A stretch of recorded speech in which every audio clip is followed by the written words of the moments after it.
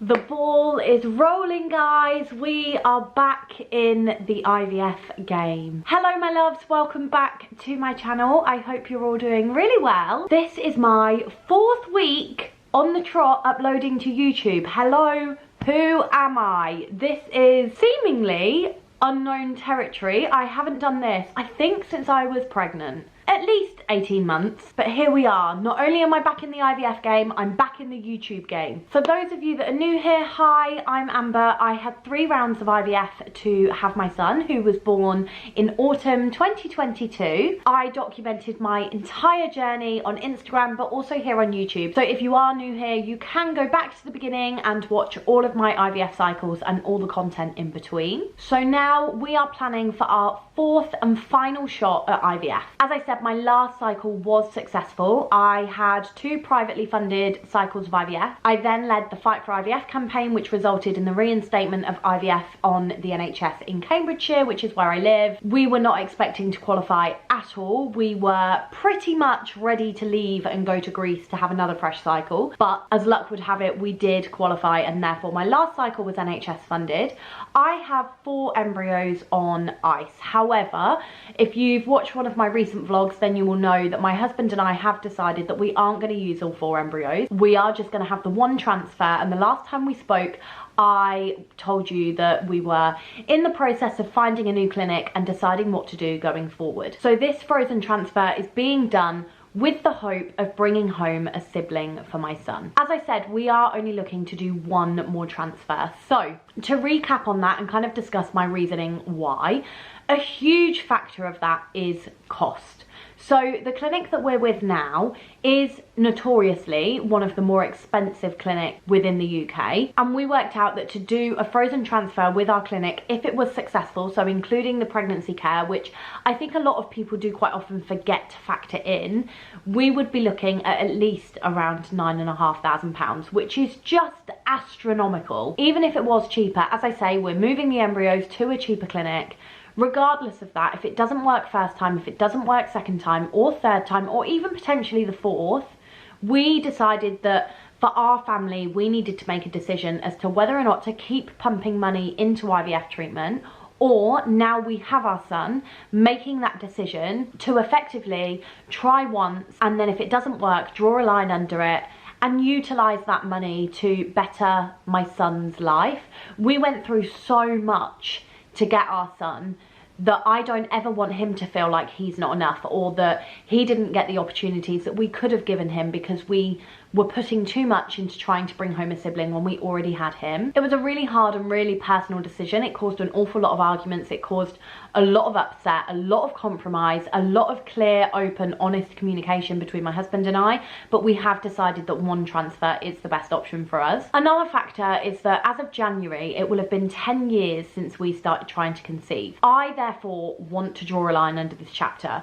I turned 30 at the end of this year, and whilst I know a lot of people are like, whoa, that means you started to try for a baby when you were 20 years old. I know this is a whole conversation for another day. Regardless of that, we have been in the fertility space for nearly 10 years. I am so ready to close the door on this chapter. I feel like it has become my entire life. It's important to remember that in that time, I have documented my journey. I have shared every single bit of it. I've campaigned. I have run over 10 different support groups for people going through fertility treatment. I now work in the fertility field, and it has quite literally become my whole life. And therefore, when it's your life professionally and personally, it becomes really hard to escape that. And whilst I always maintain that I will continue to be an advocate and continue to be a voice in that space, I am ready to draw a line under it in terms of my personal experience. I want to go into my 30s now and enjoy life and not constantly have this what if and the buts and the maybes kind of hanging over my head. I feel so ready to start a life without fertility treatment. I have got to the point where I am really resentful of the fact that I have to go through this, and I think it's best for me, it's best for my husband, it's best for everybody involved that after this we decide to close that door and move on. And I actually feel really good about that. I feel really like everybody says you know when you're done, and I was always a bit like, well, how do you know that you're done? And now I do, and I really feel that in my bones that I am so ready to move on from fertility treatment. So that is why this is going to be our final round. A year ago, if you'd have said to me that that was the decision I was going to make, I would have laughed at you. I was very much like, if money was no object, I would transfer all 4. And part of me still feels like that. Like, if we could do, you know, all 4 transfers between now and Christmas and we could afford to do that comfortably, then I probably would. But the realist in me knows that right now that is not our financial situation. And so unless we were to come into a big chunk of money, for me, I'm done. For my husband, his outlook is, I may regret not trying, but I won't ever regret having a child. And so if I was to say to him now, I'm one and done, I want to walk away, he would be quite happy with that. But he doesn't not want another child. So we've met in the middle here, and we have kind of said, right, okay, you know, we both want another child. I am more willing to go through the treatment again than him. I am more willing to put that money into it than he is. So we've met in the middle and gone, okay, neither of us are ever going to regret having another child. So I tell you what, let's do it. Let's do it once. And if it doesn't work, then let's focus on our life with our son. So that is ultimately our reason as to why we've decided only one, and it does feel like the right decision for us. So in my last vlog, I ended the vlog just after we had had a phone call with the Eve Well. So the Eve Well are a fertility clinic in London. We are specifically looking at the one on Harley Street. We had a consultation with the Eve Well. Well, it wasn't a consultation, it was like a free call that we had with the Eve Well just before we decided to go abroad for our 3rd cycle of IVF. Obviously we didn't end up going abroad, but we had spoken to them. They do like a free call before you book the consultation, so you can get a feel of the clinic, you can chat to them, you can discuss like your history and the treatment that you're looking to have, etc, etc, what their processes are, all before you hand over that money, for a consultation. I think that is invaluable. I think it's something that not enough clinics offer, but actually being able to sit down and talk to somebody and know that I'm not needing to put my hand in my pocket to have that conversation, for us was huge. From the get-go, we have really, really liked the Eve Well. Every interaction we have had with them has been above and beyond, and I don't just mean from a personal standpoint. I have had, as I said before in my last vlog, we had Millie, who is their lab manager in the embryology team. We had her on our podcast recently, and then I have also done work with them through my professional work. I've done Instagram lives with the embryology team. I have spoken to different people within the team, and every single time I have spoken to anybody from the Eve Well, I have been consistently impressed. So we were torn between them and Care Northampton. Care were one that we didn't really look into all that much with our first few cycles, but were ones that people that I know who have used them have spoken really, really highly of. We were looking at Care in Northampton because it's only about a 50-minute drive from us, so it made logistical sense. London is where we've always had treatment before, and whilst it's easy to get to, we're on the main train line, it doesn't take very long to get there. Harley Street is very close to King's Cross in terms of the tube. It's never been a problem getting there, but this time we do, of course, have to factor in childcare. However, I work in London. At the moment, I only tend to go once a fortnight, sometimes once a week, but for the most part, it's once every 2 or 3 weeks that I go. Therefore, it doesn't really make that much difference anyway, because I can just go to work in the office and kind of tailor my appointments around that. Obviously that will be harder when going through treatment, because I can't always control when the monitoring scans are, like quite often they're kind of every few days, etc. But for us it just makes sense, and we were quite happy to do it that way. And realistically, time wise, it's not going to take that much longer getting into London as it would driving to Northampton. We have only decided to move our embryos because of the cost. So we are at the moment with CRGH, who, if you can afford it, I cannot fault. I think they are a phenomenal clinic. We had chosen to go with the Eve Well because initially, we had chosen to go with CRGH because we had looked at them privately for after our second cycle. We knew that we couldn't afford them at the time, so we vetoed them quite quickly. However, when we then did qualify for the NHS funded cycle, they are one of the clinics, or were one of the clinics, that my NHS trust at the time outsourced to, which meant that we could have NHS funded treatment with a clinic that we knew we liked, rather than going to a clinic that we had no experience of whatsoever. Do not regret that decision in the slightest. They were absolutely fantastic, and if it wasn't for them, I wouldn't have my son. However, I do think their prices are unjustifiable. I cannot justify spending that much money on a frozen transfer, so realistically I feel it was one of those where we were pushed rather than we made the decision ourselves. So that's ultimately why we were looking at different clinics. When we had the call with the Evewell, it was so positive, and I think when we got off that call, both Marco and I were certain really that that was the clinic we wanted to go with. We didn't even really have the conversation of, okay, so shall we continue exploring care? It was immediately, okay, so these are our next steps. Like, there was no further conversation about whether they were the right clinic for us. We just knew that they were. It was the patient care team that we spoke to.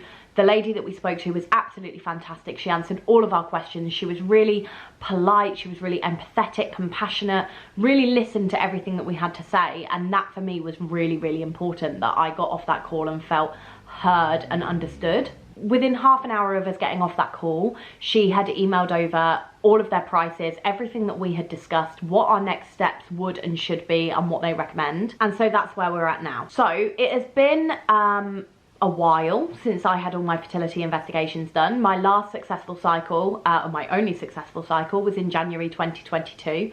So it's been over 2 years now since anybody has explored that region or had a look at my fertility at all. And so we are practically starting from scratch. So I have made notes on my phone so that I don't get confused and don't tell you the wrong information, so forgive me if I keep looking at this. But my next steps are to have my fertility investigations repeated. So anyone who perhaps doesn't know or is new here, I don't have any fallopian tubes. They were blocked, I had them removed, so I don't have to have things like the HSG or any kind of investigations to check whether or not I am fertile. We know that I am not, and because we are having a frozen embryo transfer, my husband doesn't have to have any of his tests repeated either, because the embryos are already there on ice. So I am going to need to have a blood test looking at things like my AMH and my TSH.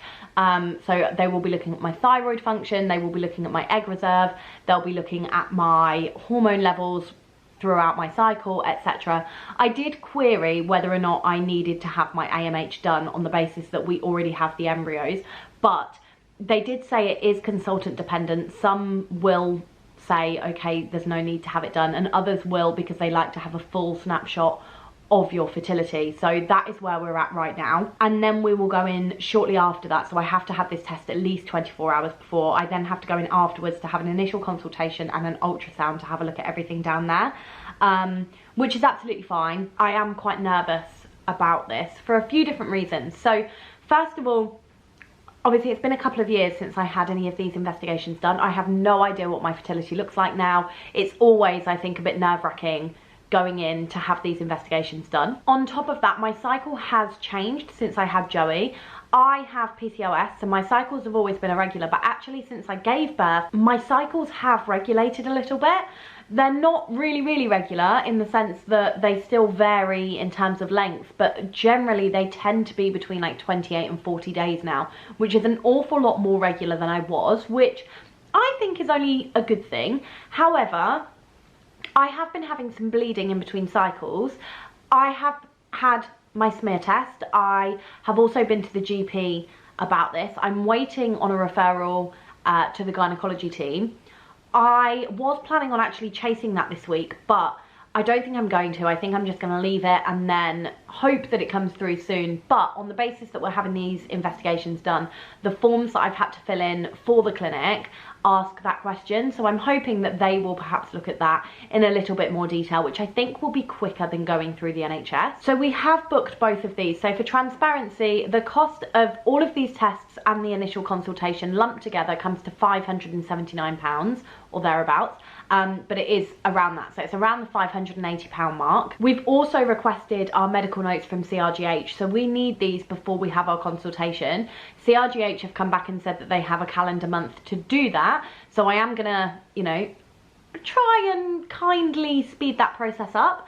But I've requested the notes from CRGH. I'm a little bit stressed about the time limit, but fingers crossed that things are on my side and they get it done quicker, and that the month is just kind of the maximum that they have to do it. After we've had the consultation, we've decided a treatment plan. The clinic have decided that yes, they can help us. We are 100% happy. We can then start the moving process. So the moving process takes up to 4 weeks. CRGH have told us that they can only legally move them within 6 months of the year of storage, and that if we are in our final 6 months of the storage period that we've paid for, they can't legally move them. I've looked into this and I can't really find anything on this, and I also know other people who have moved them with other clinics with much shorter terms, so I don't know why legally they can't, but I'm gonna look into this a little bit more. But either way, it means that we have got until the first week of June to move our embryos. We do have to pay export fees to CRGH, and we also have to pay import fees to the Evewell. So the export fees with CRGH are £320. So we have to pay £320 for those embryos to leave that clinic. And then we also have to pay import fees, which is the Evewell's admin charge, which is £250. We also then have to take into consideration the cost of a courier. So I asked on Instagram how much people had paid to move their embryos for the couriers and who they recommended. CRGH do have a courier that they work in partnership with that they've recommended to us. I emailed them for a quote yesterday, and they have come back and said that it would cost £200 to move the embryos with them. The clinics are literally only 10 minutes apart. It's a 4-minute drive, a 10-minute walk. And people on Instagram said that they have paid anything between a couple of hundred and £1,500 to move them within the UK.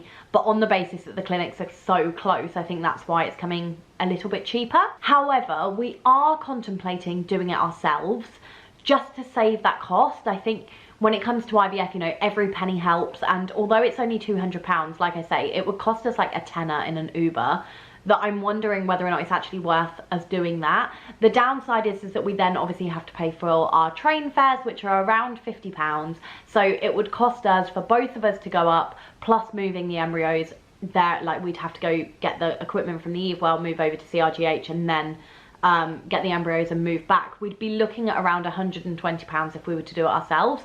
So I'm wondering realistically whether or not it's worth just saving that £80. Yesterday we were like, okay, this is going to cost us £500–600, let's do it ourselves. But actually the cost isn't as astronomical as I thought, so I'm not sure what to do there. So we are going to be having some more conversations around that. In terms of then the storage of the embryos at the Evewell, they do have a grace period, so there's a certain amount of months that you can store your embryos effectively for free, as long as you use the embryos within that time.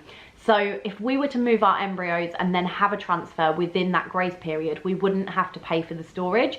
But if we decide that actually it's too soon, or for whatever reason we can't, then after that grace period has run out, we would then have to pay the storage fees on top of that, which I think, off the top of my head, are £375. Don't quote me on that, but it is a 300 and something. It depends how the consultation goes. We don't know whether or not we're going to be ready within that grace period financially, physically, emotionally, to actually go ahead and do the transfer, but we will see. And it's definitely something that we are thinking about, and it might mean that we transfer sooner than we were originally anticipating. But because we have to move the embryos by a certain date, it's kind of forced our hand in terms of speeding everything up and getting everything done. So as it stands, I am back on the weight losing train. I am below the 30 BMI limit, but I'm still not quite where I would want to be. So I am now trying to kind of better my lifestyle, whether that's kind of, you know, doing exercise, hydrating, eating well. I think I am going to book back in with my nutritionist. I saw Melanie Brown when I was going through my 3rd cycle. I thought the information that she gave us was invaluable. It doesn't need to be a couples consultation this time, so it will bring the cost of that down. But I am thinking that I might go down that route just to get that little bit of extra support. I have never done a frozen transfer before. All of my transfers and all of my cycles have been fresh. So I am sure that the supplements that I need to take and things like that may vary a little bit. I'm sure it's fairly similar, but I'm not 100% sure on that, so I would like a little bit of guidance there. I just want to make sure going into this transfer that I can do, or I have done, everything I could possibly have done to support myself on this. So my next step is booking in with her, making sure that I'm taking the right supplements. I have started taking my supplements again. I have always taken Proceed. They are something that I took throughout you know, a huge portion of time before my 3rd cycle, and I also continued with their pregnancy supplements. I've started taking those, and then I'm also taking some iron supplements, and I am taking some omega-3 and vitamin D3. But I would like a nutritionist to kind of look at that and to kind of look at me as a whole picture and say, okay, you're taking too much of this or you're not taking enough of that, and really help guide me there. So in terms of next steps, I have my blood test next week. We have the consultation before the end of the month. I am going to be sharing those as they happen, really. I will kind of vlog them. I will be sharing things about them on Instagram and so on and so forth.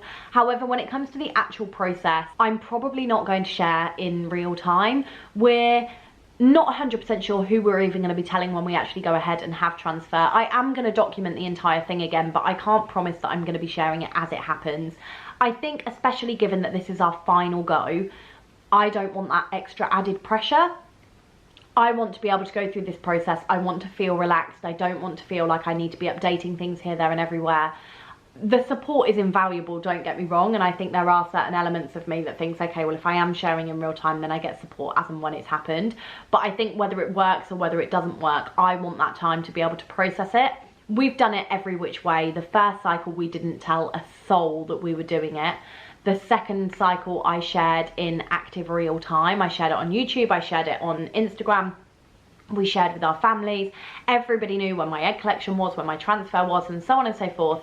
And I didn't love it. I felt like I was getting a lot of questions, not necessarily from social media, because I think the people in the Trying to Conceive community kind of get it, but from people in my life, like wanting to know, and people would kind of figure out when you were testing and things like that, and it didn't really give us that time to process. We did end up getting that time to process because we went into lockdown a couple of days before we tested, but the 3rd time we delayed everything and we told people that we were doing it, but we didn't share any dates. We didn't tell people when we were starting, and we delayed that. And for me and my mindset, it felt much better. So I think that is very similar to what we will be doing this time. It's not in the immediate future that we're having a transfer, you know, like it's not going to be, you know, in the 1st quarter of this year. It's not going to be in the 1st half of this year at all, but we, you know, we have a lot to think about, a lot of things to do. We obviously have to find the money, etc, etc, etc.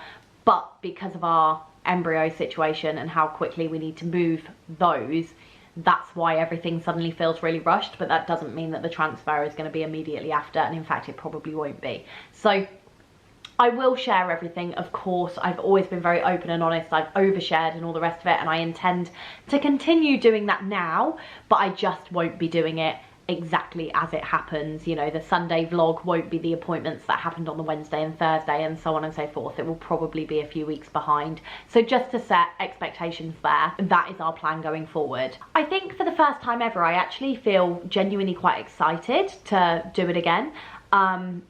I think both of us do, actually. We were having a lot of conversations about it yesterday, and although there's a lot riding on it, I don't know, it feels right. It feels like the right time, and I think if we don't do it now, we never will. I'm really excited at the prospect of having another baby, of having a sibling for Joey, of having that family of 4, and of course if it doesn't work, then our family of 3 is more than enough. But I've always wanted that bigger family, and whilst I'm not going to have the big family that I always dreamed of, I would really like more than 1 child. So I do feel excited about going back into it in some ways. Definitely more excitement than I've ever felt before going into IVF. However, saying that, the thought of the 2-week wait, like when I think about the frozen transfer process, none of it makes me feel uneasy apart from the 2-week wait. Like, I am dreading that 2-week wait. It makes me feel sick whenever I think about it, but I'll be all right.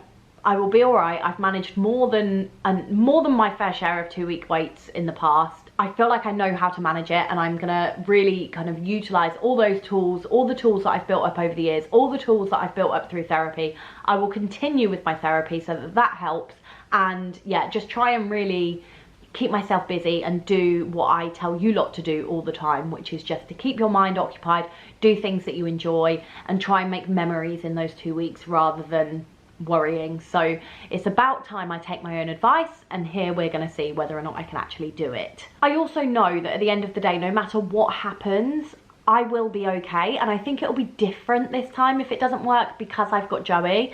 I am nervous about it not working in the sense that because it is our final go, it is that finality, it's that closure on everything, and I feel like the failure and it not working isn't necessarily, the heaviest bit isn't necessarily it not working, it's that's it, it's over, it's done, and then making the decision about what to do with our remaining embryos. So that I do feel nervous about, but like I say, it is the right decision, and unless we come into big bucks before the end of the year, then that is, you know, not going to happen. But it is 100% the right decision for us, and I think it's just going to be a process dealing with that and drawing a line under effectively everything I've known for the last 10 years. You know, like, I can't actually imagine it working, which is bizarre really, because it has worked before, but it's only ever worked once. And I think, you know, when it comes to the chances of probability, I think it's more likely not to work than it is to work. I know there are some studies that say that if you have had a successful IVF pregnancy, then you're more likely to have another, but again, those numbers aren't,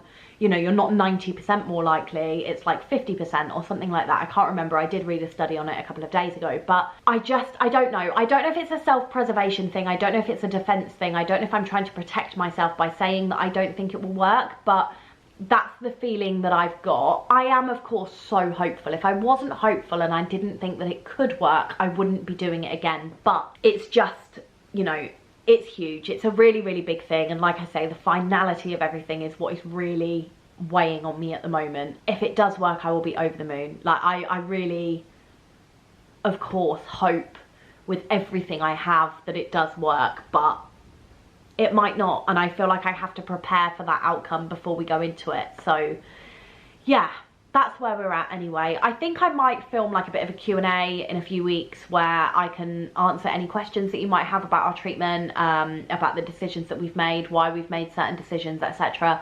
I do Q&As every Thursday on Instagram, so if you don't follow me, then do head over there. It's just at amberizzo, and yeah, you can ask someone there. But I hope that this is kind of, I worked through this video, and when I was thinking about what I was going to say, I was thinking about the questions that I regularly get on Instagram, and so I focused it very much on there. So hopefully this has really explained where we're at and what we're doing going forward and where I'm at mentally and all the rest of it with it. So hopefully this has been an insightful video, and yeah, you've enjoyed it and it's been, you know, useful in some aspect. But I always think hearing other people's stories is really helpful when going through it yourself. So yeah, if you do have any questions, then do let me know in the comments, and I will try to answer those in future vlogs.